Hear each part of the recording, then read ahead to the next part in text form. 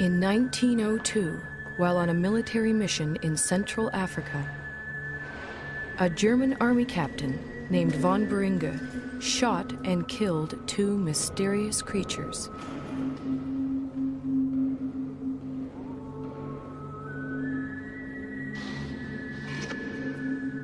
He then sent the skull and bones of one of them back home to Germany.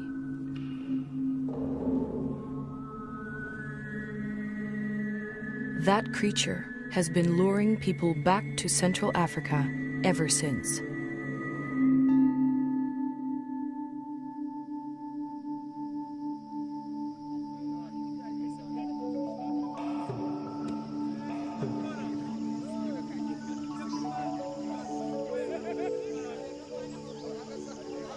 In 1921, American naturalist Carl Akeley made his way to the gorilla's ancestral home.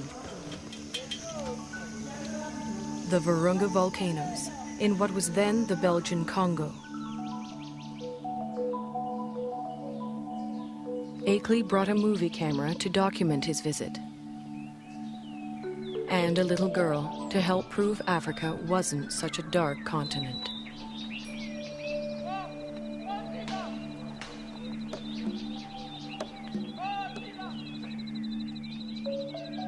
But there was much more to Akeley's expedition.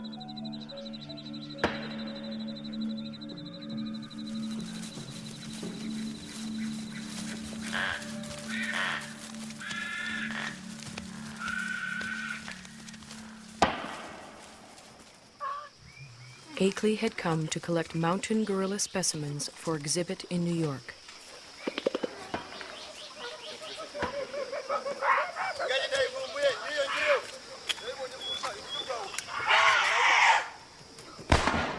But each time the men stared into the eyes of a dead mountain gorilla, they saw a man-like creature staring back at them.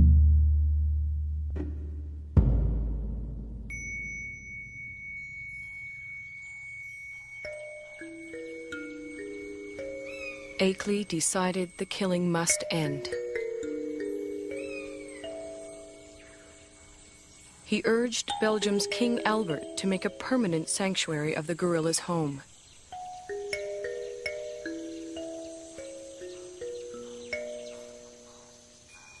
Today, in the cold, rainy high ground of Rwanda, Uganda, and Zaire, the gorillas live on much as they have for thousands of years.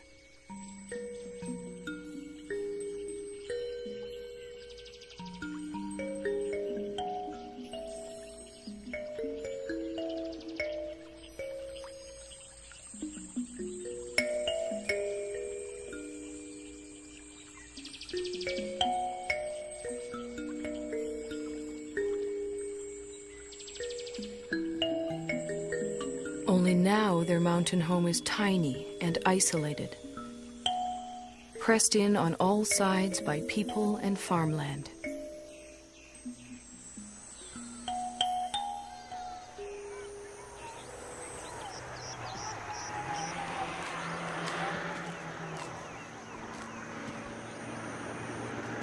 More and more, the mountain gorilla's future lies in human hands.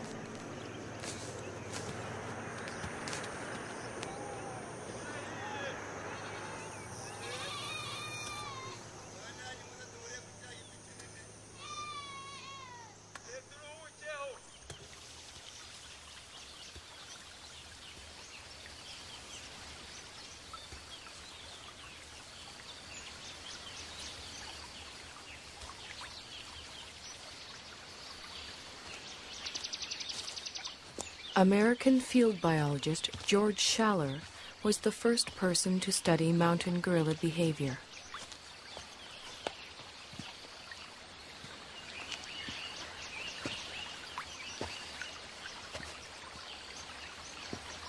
He and his wife Kay spent a year in the forest in 1959.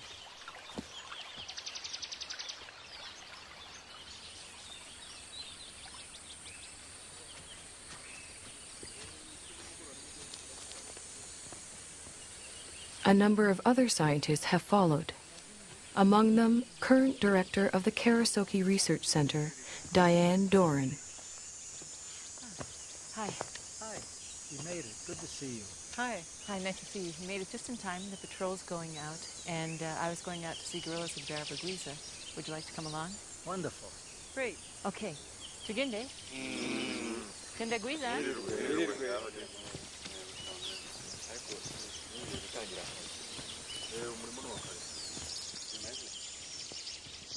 Gorilla researcher Diane Fossey established Karasoke in 1967 in the forest she grew to love.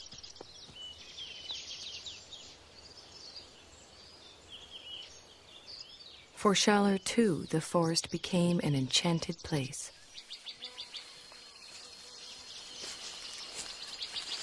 Some of my most magical moments with wild animals were watching gorillas, staying with them day and night. I used to do all my own gorilla tracking. You walk along slowly, you see the broken vegetation, you smell the animals. There's the musty, somewhat sweet odor of gorillas in the air.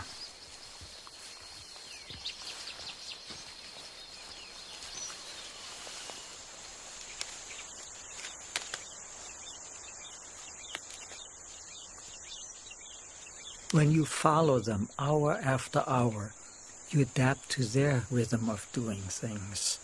You move at their speed. You start thinking at their speed, almost.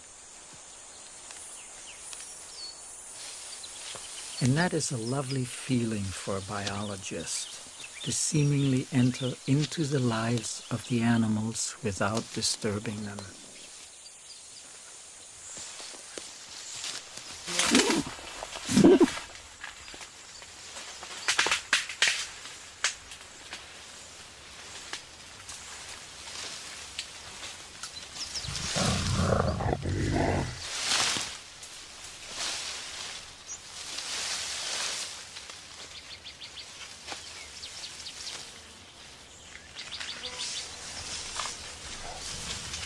When approaching the animals, scientists try not to be too quiet. Mountain gorillas like to know when people are near.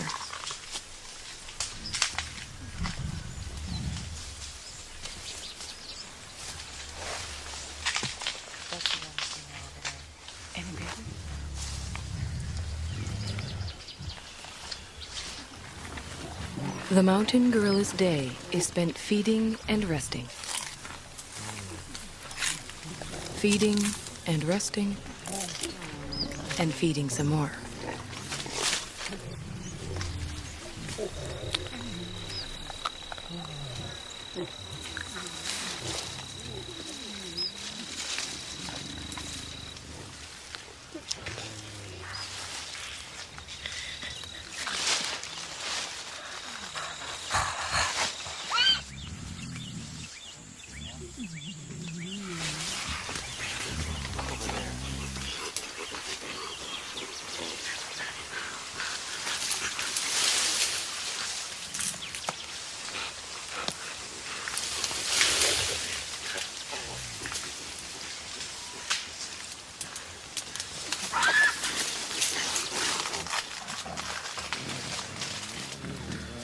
There are only a few hundred mountain gorillas left in the world. Most live as part of a family. The father and protector of this family is the male silverback, Umagumi. He acts as a magnet for the group. The females gather around him. Their infants and offspring gather around them.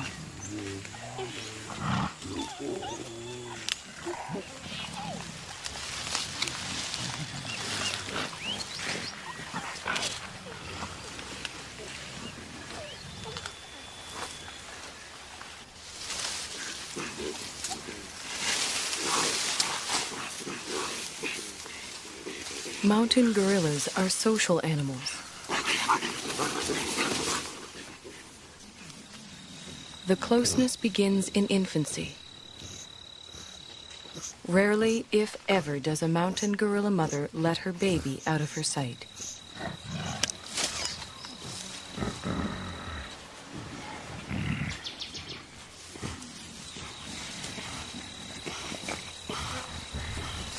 The baby, for his part, likes nothing better than to make contact with the other members of the group.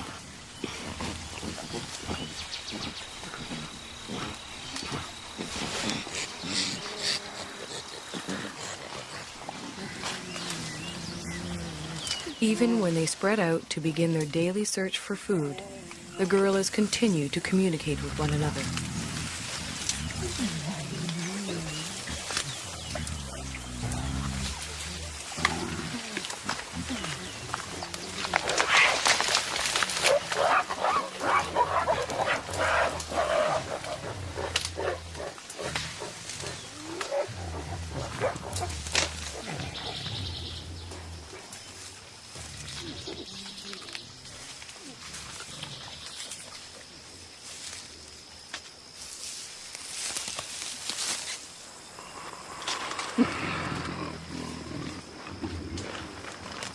While the adults devote most of their waking hours to foraging for food, the youngsters devote most of theirs to play. Park guards have named this 3-year-old Nzeli.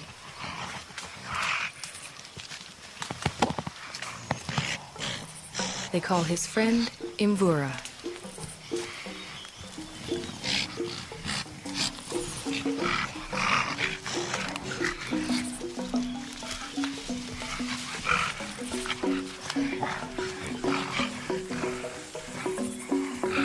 At 8 years, Karira is a bit of a bully. Washushwe is only 4.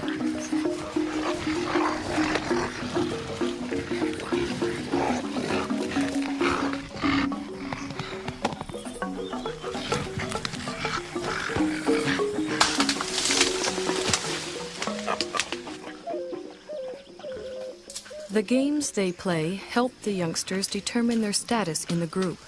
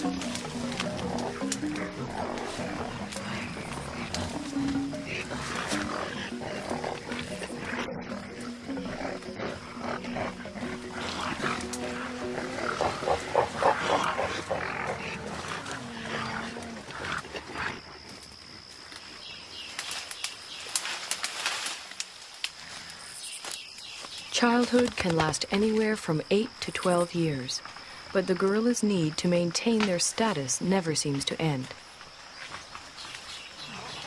Any opportunity to reinforce the hierarchy is seized upon.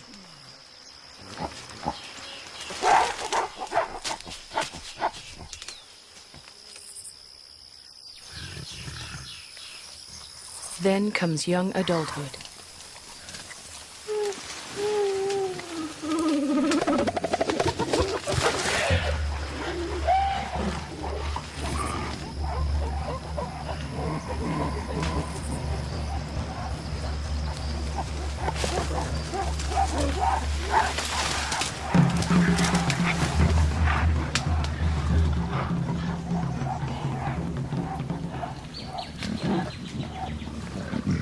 At 13, Intwari has the beginnings of a silverback and his first real sense of the power that comes along with it. He also has a dedicated young male follower.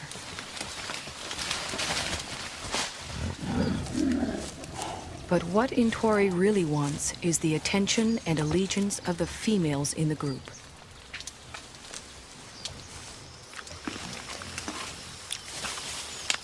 Umugumi doesn't seem too threatened by Intwari's advances towards the females. Well over 400 pounds, the dominant male silverback could easily discipline the younger one, or throw him out of the group altogether. For now, Umugumi seems content to focus on the local vegetation, of which he eats some 50 pounds a day.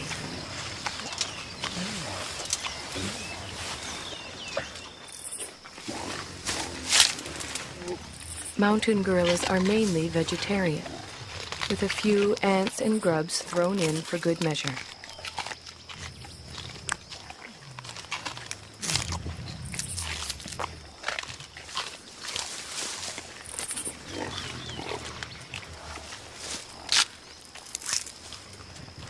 Their staple diet includes a bitter, stinging mixture of thistles, nettles, goosegrass, bamboo, and wild celery.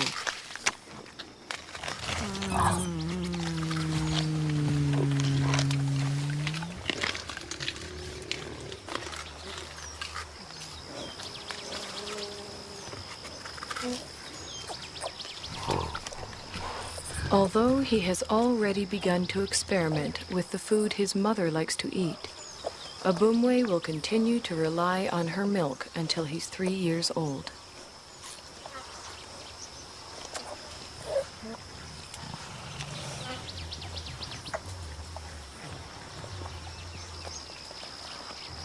By the time he's 4, Abumwe will be strong enough to forage on his own.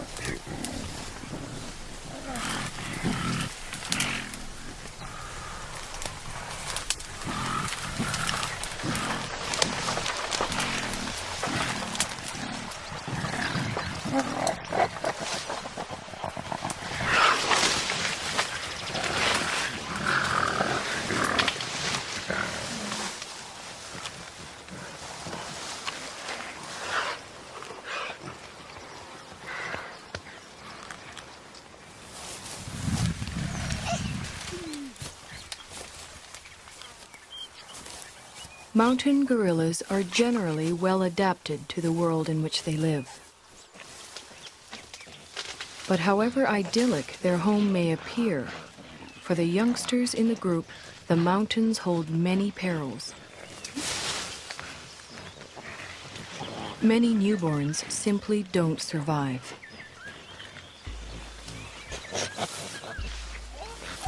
Mbele gave birth 2 days ago. It will be several months before she can even let go of her baby, much less let him out of her sight.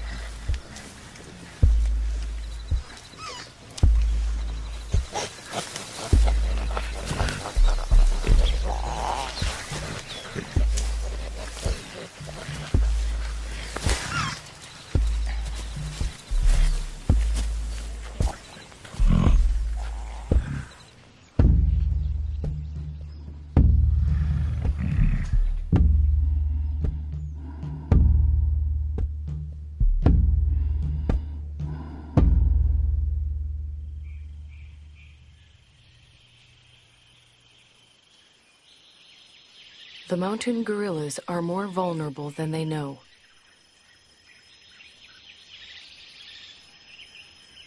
Their ancestral home is much smaller than it once was.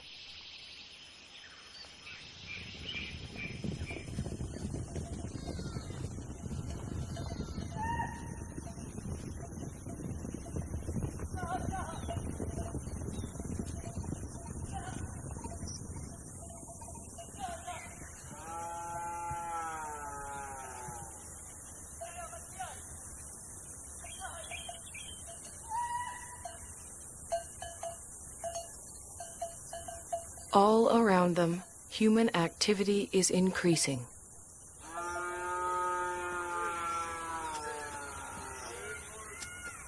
Yet the mountain gorillas continue to live and move in ways familiar to them for generations.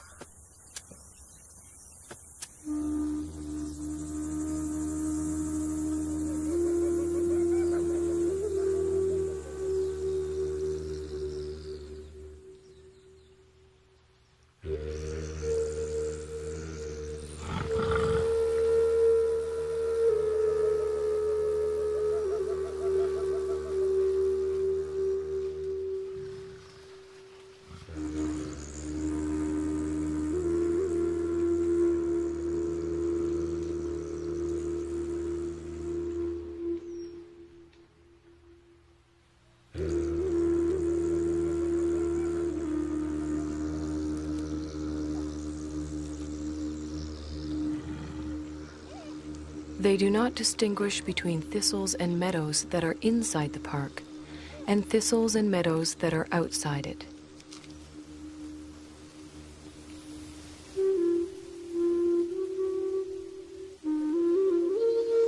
They simply go where their never-ending search for food takes them. Only now they find others there.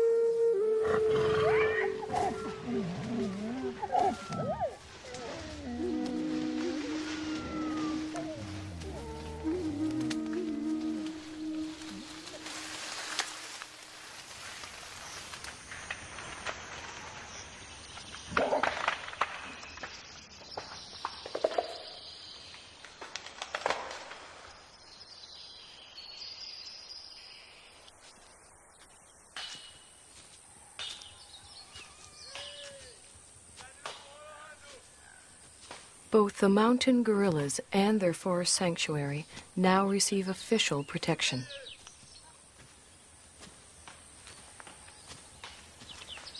Park guards and anti-poaching patrols go to the forest every day.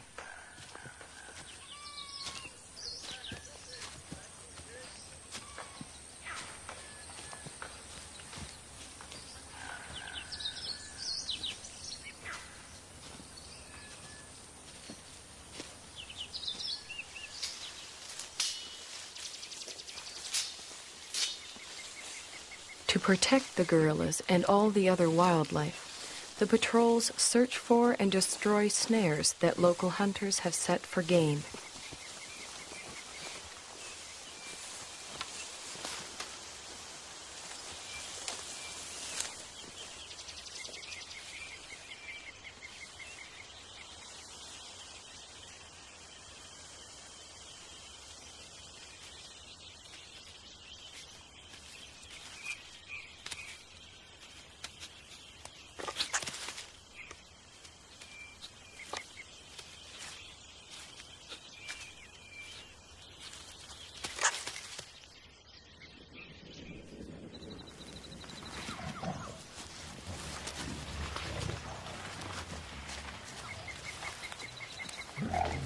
The guards search the forest, checking on the gorillas' whereabouts and welfare.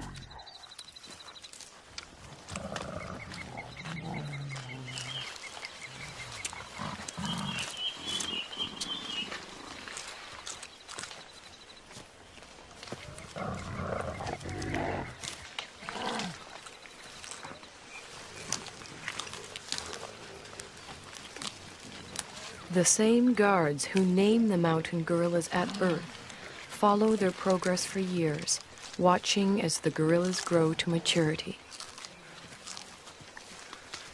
Over time, a close relationship develops, a bond between the animals and the men.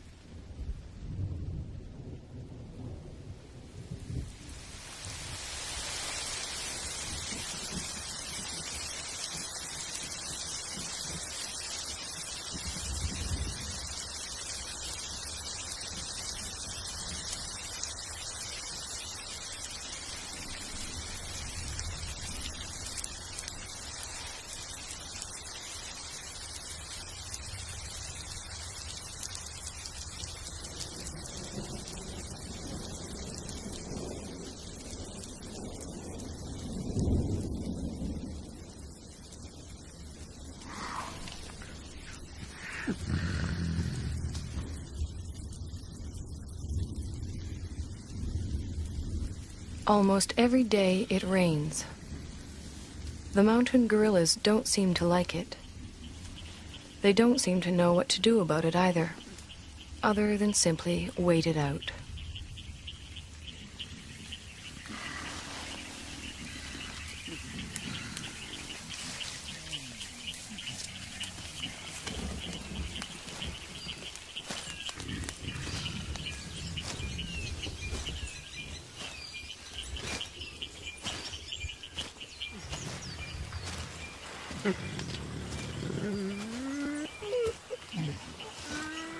At least the rain provides them with a rich supply of food.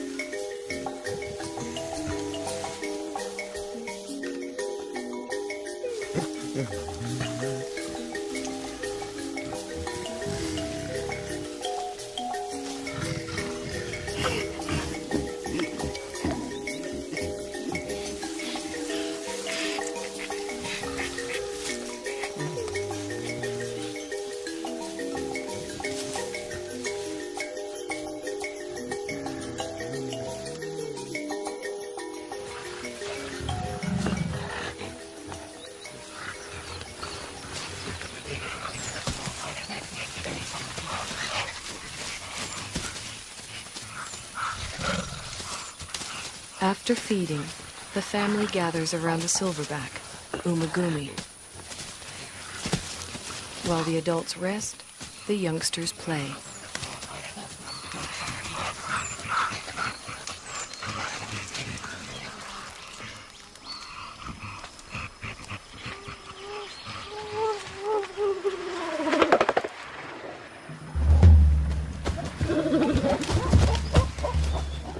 For the group's leading young adult male, it's become much more than play.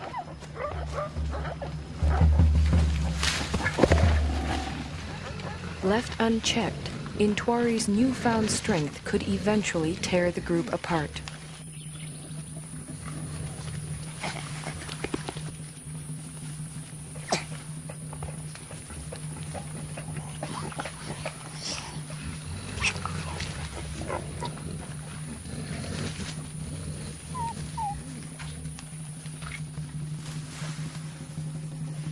The threat Intwari represents puts females such as Poppy on edge.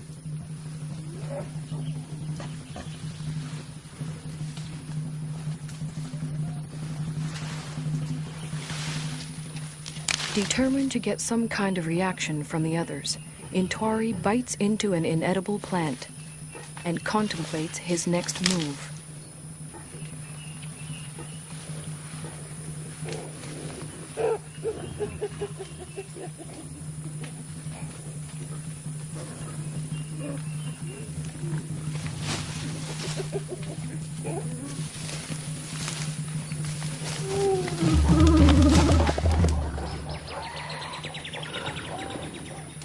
This time, even Umagumi seems uneasy.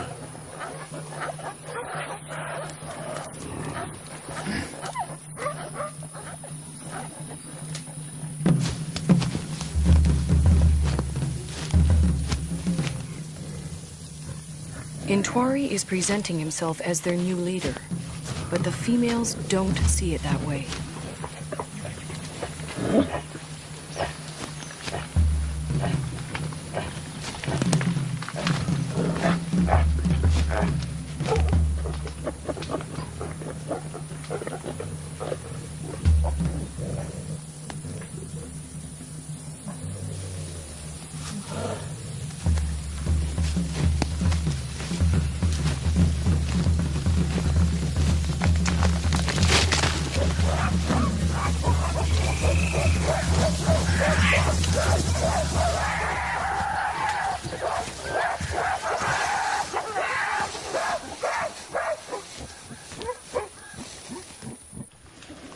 Having forced Intwari out, the group moves on.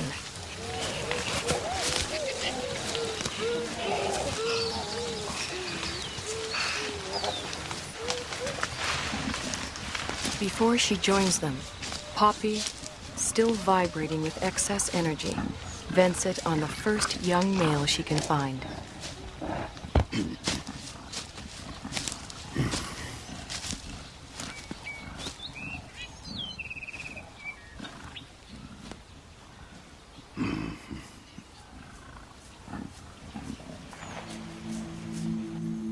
To be pushed out for good seems harsh, but what Intwari really needs now is time and space to mature, to the point where he too can have a family of his own.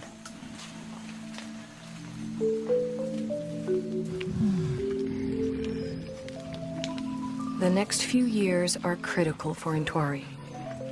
They are also critical for all the other mountain gorillas.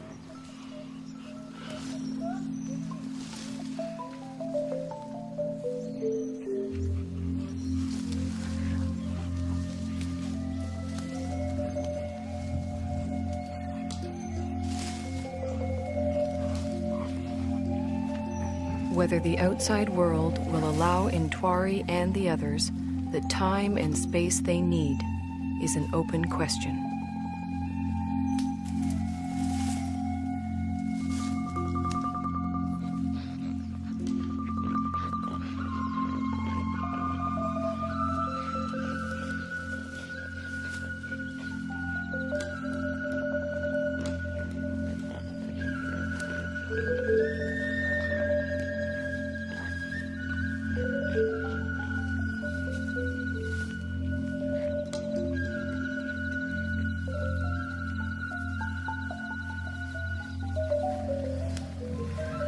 One thing is certain.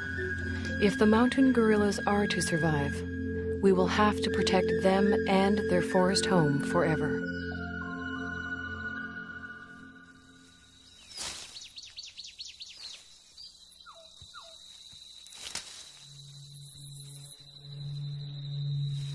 If we ever turn our backs, they'll be gone.